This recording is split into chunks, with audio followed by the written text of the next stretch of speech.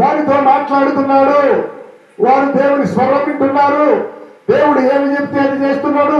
ఆదాము ఈ జంతువుకు పేరు పెట్టు, ఈ పక్షికి పేరు పెట్టు, దీనికి పేరు పెట్టు, అన్నీ వింటున్నాడు.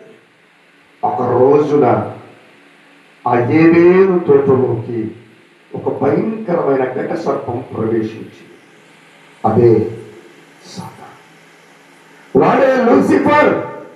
సాతాను ఎప్పుడైతే ఆ ఏదేను తోటలోకి వచ్చాడో అమ్మను చూసి అమ్మతో అన్నాడు, ఒకే ఒక్క మాట అన్నాడు, అమ్మ విషం ఎంత వేస్తే సరిపోతుంది? ఒక చుక్క, ఒక బకెట్ కా?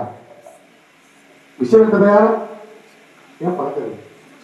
ఏ రోజున మేము వేసింటే కదా మాకు వేసేది. చక్కెర అయితే వేస్తాం, ఉప్పు అయితే వేస్తాం, విషం ఏ పొద్దు. విషం అనేది ఒక్క చుక్క వేస్తే చాలు.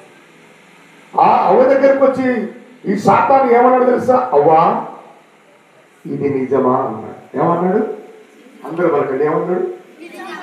ఇది నిజం. ఒకే ఒక్క మాట, పెద్దగా ఏం మాట్లాడలే. దేవుడు చెప్పాడు, ఇదిగో ఈ తోటలోని వృక్ష ఫలాలను నిర్భయంగా తినొచ్చు, కానీ మంచి చెడ్డల తెలివినిచ్చు ఈ ఫలము తినిన దినమున నీవు నిశ్చయముగా చచ్చదవు. ఏ పండు తింటే? జీవ వృక్ష ఫలము మంచి చెడ్డల తెలివినిచ్చు ఈ ఫలము తింటే ఏమైపోతావు?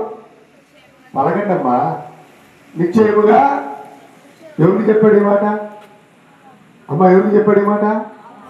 ఆదాము అవ్వలకు చెప్పాడు. మీరు ఊరిగా కూర్చోవాకండి.